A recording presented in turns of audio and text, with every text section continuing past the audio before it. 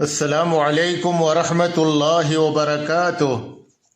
الحمد للہ وحدہ والصلاة والسلام علی من لا نبی بعدہ۔ معزز دینی بھائیوں، ماؤں اور بہنوں، بیشتر یہ سوال آتا رہتا ہے کہ حیض و نفاس کی حالت میں بیوی سے ہم بستری کا کیا حکم ہے، اور اگر کوئی شخص ایسا کر لے تو اس کا کفارہ کیا ہے۔ تو دیکھیے، یہ بات واضح رہے کہ کتاب و سنت کی واضح دلیلوں سے اس بات کا پتہ چلتا ہے، اور اس پہ اہل علم کا اتفاق ہے کہ حیض و نفاس کی حالت میں بیوی سے ہم بستری کرنا حرام ہے۔ جیسا کہ اللہ نے قرآن کریم میں فرمایا، وَيَسْأَلُونَكَ عَنِ الْمَحِيضِ قُلْ هُوَ أَذًى فَاعْتَزِلُوا النِّسَاءَ فِي الْمَحِيضِ وَلَا تَقْرَبُوهُنَّ حَتَّى يَطْهُرْنَ، کہ لوگ آپ سے حیض کے بارے میں سوال کرتے ہیں۔ اے نبی صلی اللہ علیہ وسلم، آپ کہہ دیجئے کہ وہ گندگی کی حالت ہے، لہذا حالت حیض میں اپنی عورتوں سے الگ رہو، اور جب تک وہ پاک نہ ہو جائیں ان کے قریب نہ جاؤ، یعنی جب تک وہ پاک نہ ہو جائیں جماع کے ارادے سے ان کے قریب نہ جاؤ۔ حضرت انس بن مالک رضی اللہ عنہ بیان کرتے ہیں کہ یہودیوں کے یہاں یہ طریقہ تھا کہ جب کوئی عورت حائضہ ہو جاتی تو وہ اسے الگ کر دیتے، نہ تو اسے اپنے ساتھ کھلاتے پلاتے اور نہ ہی ساتھ میں گھر میں ساتھ میں رکھتے۔ صحابہ نے رسول اکرم صلی اللہ علیہ وسلم سے اس بارے میں دریافت کیا تو آپ صلی اللہ علیہ وسلم نے فرمایا، اصنعوا کل شیء الا النکاح، کہ تم حیض والی عورت کے ساتھ ہر کام کرو جماع کے علاوہ۔ جماع یہ حرام ہے، باقی اس کے ساتھ اٹھنا بیٹھنا کھانا پینا اور یہ کہ تمام تر امور حلال ہیں۔ حیض کی حالت میں بیوی سے جماع کرنا اس قدر سنگین گناہ ہے کہ نبی اکرم صلی اللہ علیہ وسلم نے ایک حدیث میں فرمایا، من اتی حائضا او امرأة فی دبرها او کاہنا فقد کفر بما انزل علی محمد۔ جس شخص نے حیض والی عورت سے جماع کیا یا عورت سے اس کے دبر میں یعنی پچھلے مقام میں جماع کیا یا کاہن و نجومی کے پاس گیا، اس نے محمد صلی اللہ علیہ وسلم پر اتاری گئی شریعت کا کفر کیا۔ تو حیض کی حالت میں اسی طریقے سے نفاس کی حالت میں بیوی سے ہم بستری کرنا انتہائی سنگین گناہ ہے۔ ہر مسلمان کو اس گناہ سے بچنا چاہیے۔ بعض اطباء نے ذکر کیا ہے کہ اس کی حکمت کیا ہے، یعنی حیض کی حالت میں بیوی سے جو ہم بستری حرام ہے، اس کی حکمت کیا ہے۔ تو بعض اطباء نے لکھا کہ حیض کی حالت میں بیوی سے جماع کرنا مرد و عورت دونوں کے لیے نقصان دہ ہے۔ دکتور عبداللہ الطریقی حفظہ اللہ اپنی کتاب احکام مباشرۃ النساء فی اثناء فترۃ الدماء میں صفحہ 36 پر لکھتے ہیں، حیض کی حالت میں جماع کرنا مرد و عورت دونوں کے لیے نقصان دہ ہے، اور مرد کی بنسبت عورت پر اس کے نقصانات زیادہ مرتب ہوتے ہیں۔ ایک ماہر طب کا کہنا ہے کہ حیض ضرورت سے زیادہ بعض عناصر اور زہریلے مادوں کو باہر پھینکنے کا نام ہے۔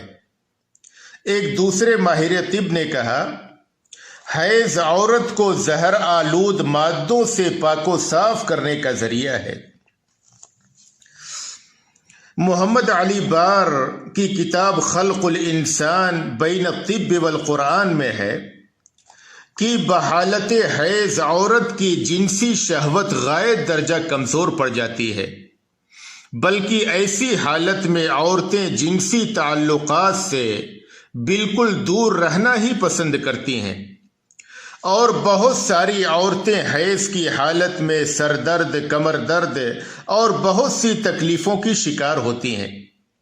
اور اس وقت عورت کا مزاج غائب درجہ بدلا ہوا ہوتا ہے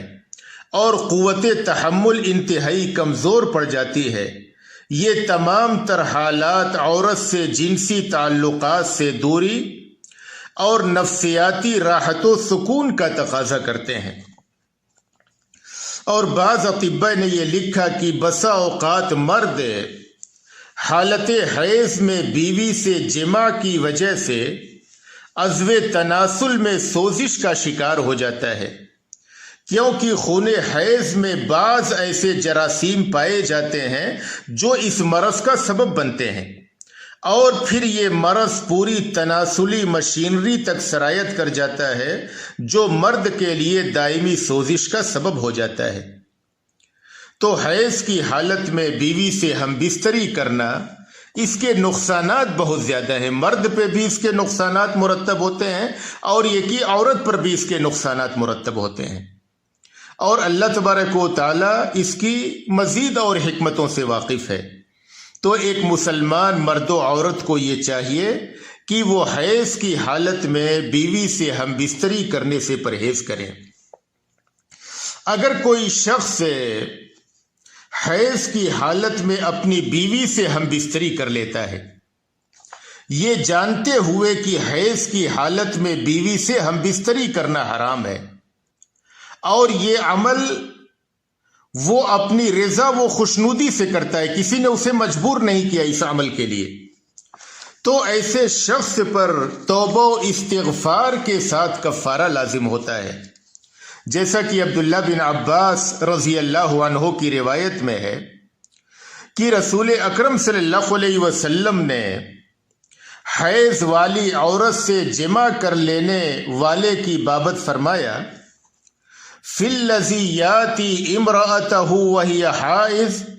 یتصدق بدینار او نصف دینار، کہ جو شخص حیض کی حالت میں اپنی بیوی سے جماع کرے تو اسے 1 دینار یا آدھا دینار صدقہ کرنا چاہیے۔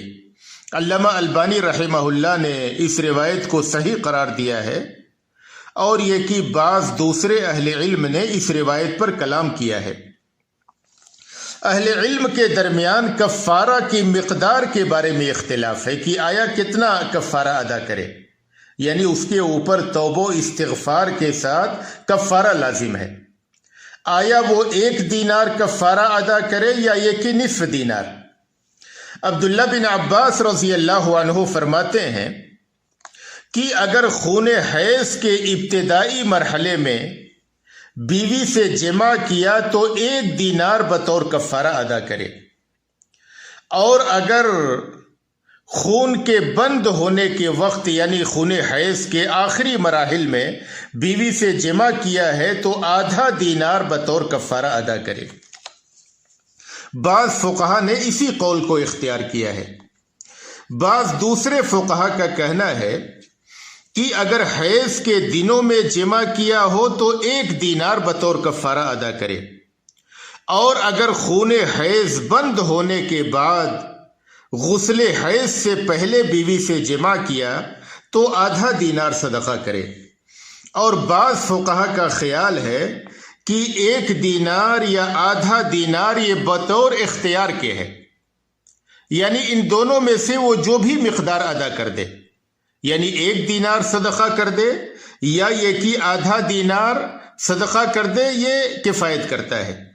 اور یہ کہ حنابلہ کی یہی رائے ہے، اور یہ کہ اہل علم نے اسی کو راجح قرار دیا ہے۔ سعودی عرب کے فتویٰ کمیٹی کا یہ فتویٰ ہے کہ جو شخص حالت حیض میں اپنی بیوی سے شرمگاہ میں جماع کر بیٹھے، اسے اللہ تعالی کی بارگاہ میں توبہ و استغفار کرنا چاہیے، نیز اس فعل کے کفارہ کے طور پر اسے 1 دینار یا آدھا دینار صدقہ بھی کرنا چاہیے، اس لیے کہ نبی اکرم صلی اللہ علیہ وسلم نے فرمایا، جو شخص حیض کی حالت میں اپنی بیوی سے جماع کرے تو اسے 1 دینار یا نصف دینار صدقہ کرنا چاہیے۔ تو جو شخص یہ عمل کر بیٹھے اسے چاہیے کہ 1 دینار یا آدھا دینار صدقہ کرے۔ اب اس کفارے کا کیا حکم ہے؟ یعنی کفارہ ادا کرنا واجب ہے یا یہ کہ کفارہ ادا کرنا مستحب ہے؟ حنابلہ کی رائے ہے کہ اگر کوئی شخص اپنی بیوی سے حیض کی حالت میں شرمگاہ میں جمع کر بیٹھے تو اس پر کفارہ کی ادائیگی واجب ہے۔ 1 دینار یا آدھا دینار ادا کرے، یہ اس کے اوپر واجب ہے، اس لیے کہ نبی اکرم صلی اللہ علیہ وسلم نے فرمایا کہ جو شخص حیض کی حالت میں اپنی بیوی سے جمع کرے تو اسے 1 دینار یا آدھا دینار صدقہ کرنا چاہیے۔ لیکن اس کے برخلاف احناف کے نزدیک حیض کی حالت میں بیوی سے جمع کر لینے والے پر کفارہ کی ادائیگی واجب نہیں بلکہ مستحب ہے، یعنی ان کے قول کے مطابق وہ توبہ و استغفار کرے اور اگر چاہے تو کفارہ ادا کر دے، یہ اس کے حق میں بہتر ہے، اور اگر نہیں ادا کیا تو گنہگار نہیں ہوگا۔ لیکن اس مسئلے میں راجح بات یہی ہے کہ کفارہ کی ادائیگی واجب ہے، جیسا کہ عبداللہ بن عباس رضی اللہ عنہ کی روایت سے اس بات کی تائید ہوتی ہے۔ قاضی شوکانی رحمہ اللہ کفارہ والی روایت کی شرح میں لکھتے ہیں، یہ حدیث دلالت کرتی ہے کہ اس شخص پر کفارہ واجب ہے جو اپنی بیوی سے بحالت حیض شرمگاہ میں جمع کر لے۔ دکتور عبداللہ طریقی حفظہ اللہ ہر ایک کی آراء کا جائزہ لینے کے بعد لکھتے ہیں کہ راجح یہ ہے کہ بحالت حیض بیوی سے شرمگاہ میں جمع کر لینے والے پر کفارے کی ادائیگی واجب ہے۔ اور شیخ صالح الفوزان حفظہ اللہ لکھتے ہیں بحالت حیض بیوی سے جمع کرنے والے پر 1 دینار یا آدھا دینار کفارہ ادا کرنا واجب ہے، جیسا کہ عبداللہ بن عباس رضی اللہ عنہ کی روایت سے اس کا پتہ چلتا ہے۔ اب اس تعلق سے اگلا مسئلہ یہ ہے کہ مروجہ حساب سے کفارے کی مقدار کیا ہوگی، یعنی اسے 1 دینار یا آدھا دینار صدقہ کرنا ہے، تو مروجہ حساب سے 1 دینار کی مقدار کیا ہوتی ہے؟ تو 1 دینار کی مقدار 4 گرام اور 25 ملی گرام سونا ہے۔ اگر کوئی آدمی 4 گرام اور 25 ملی گرام یا تو سونا صدقہ کرے یا یہ کہ اس کی مقدار میں روپیہ صدقہ کرے۔ دکتور عبداللہ طریقی حفظہ اللہ نے لکھا المکائل والاوزان الاسلامیہ کے حوالے سے کہ دینار کا وزن 4 گرام اور 23 ملی گرام ہے، یعنی دونوں وزن قریب قریب ہے، یعنی 4.25 گرام کے آس پاس، یعنی 4 گرام اور 23 ملی گرام، اور بعض نے لکھا کہ 4 گرام 25 ملی گرام۔ تو ان میں سے جو بھی مقدار ادا کر دی جائے انشاءاللہ کافی ہے۔ غسل حیض سے پہلے جمع درست نہیں۔ اگر عورت کا خون بند ہو گیا لیکن عورت نے ابھی پاکی کا غسل نہیں کیا ہے تو پاکی کا غسل کیے بغیر عورت سے جمع درست نہیں۔ جمہور اہل علم کی رائے یہی ہے۔ علامہ محمد بن صالح العثیمین رحمہ اللہ لکھتے ہیں غسل حیض سے پہلے جمع کرنا حرام ہے، کیونکہ اللہ تعالیٰ نے فرمایا فَإِذَا تَطَهَّرْنَ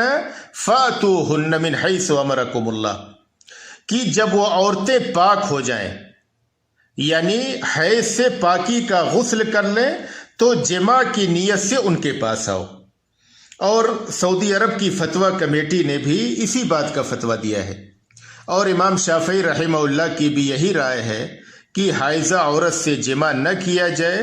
یہاں تک کہ وہ پاک ہو جائے اور یہ کہ پانی سے غسل کر لے۔ اب یہاں پر سوال یہ پیدا ہوتا ہے کہ کیا عورت پر بھی کفارہ ہوگا؟ تو واضح رہے کہ اگر حیض یا نفاس کی حالت میں بیوی سے ہم بستری کا عمل شوہر اور بیوی دونوں کی رضامندی سے واقع ہوا، بیوی اس عمل پر راضی تھی اور دونوں کی رضامندی سے یہ عمل ہوا تو دونوں پر کفارہ ہوگا۔ یعنی شوہر پہ بھی کفارہ ہوگا اور عورت پہ بھی کفارہ ہوگا۔ اور اگر بیوی رضامند نہ تھی اور شوہر نے اس کے ساتھ زبردستی کیا اور جبرن یہ عمل کیا تو صرف شوہر پر کفارہ ہوگا اور بیوی پر کفارہ نہ ہوگا، کیونکہ رسول اکرم صلی اللہ علیہ وسلم نے فرمایا ان اللہ عفا عن امتی الخطأ والنسیان وما استکرہوا علیہ، کہ اللہ تبارک و تعالی نے میری امت سے بھول چوک اور زبردستی کرائے گئے کاموں کو معاف فرما دیا ہے۔ اب یہاں پر ایک سوال یہ پیدا ہوتا ہے کہ اگر وہ شخص جو حیض یا نفاس کی حالت میں جماع کی حرمت سے واقف ہو اور اس کے باوجود وہ اسے حلال کر لے، تو اہل علم کا اس بات پر اتفاق ہے کہ شریعت کا ہر وہ عمل جس کی حرمت پر اہل علم کا اتفاق ہو اور کوئی شخص اسے حلال کر لے تو اس شخص پہ کافر ہونے کا حکم لگایا جائے گا، جیسا کہ امام نووی رحمہ اللہ فرماتے ہیں کہ آیت کریمہ اور صحیح احادیث کی وجہ سے مسلمانوں کا اتفاق ہے کہ حائضہ سے جماع کرنا حرام ہے، اور جو شخص حائضہ سے جماع کو حلال کر لے اس پر کافر ہونے کا حکم لگایا جائے گا، اور جس نے حیض کو نہ جانتے ہوئے یا اس کی حرمت سے نابلد ہونے کی وجہ سے یا بھول کر حائضہ سے جماع کر لیا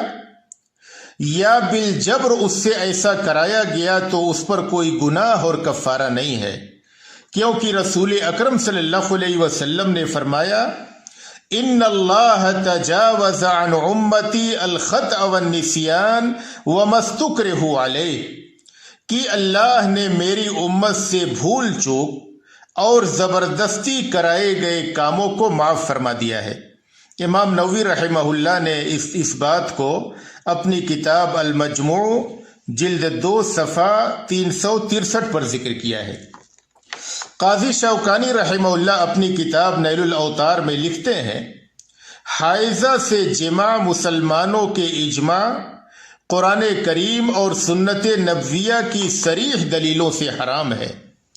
اور اس کو حلال کر لینے والا کافر ہے۔ مسلک حنفی کے مشہور عالم امام سرخسی رحمہ اللہ اپنی کتاب المبسوط میں لکھتے ہیں بحالت حیض جماع کو حلال کر لینے والے کو کافر کہا جائے گا، لیکن جو شخص اس کی حرمت کا اعتقاد رکھے لیکن اس کا ارتکاب کرے تو اسے فاسق گردانا جائے گا۔ اللہ تبارک و تعالی ہمیں ان مسائل کو سمجھنے اور شریعت اسلامیہ کے حرام کردہ امور سے بچنے کی توفیق عطا فرمائے۔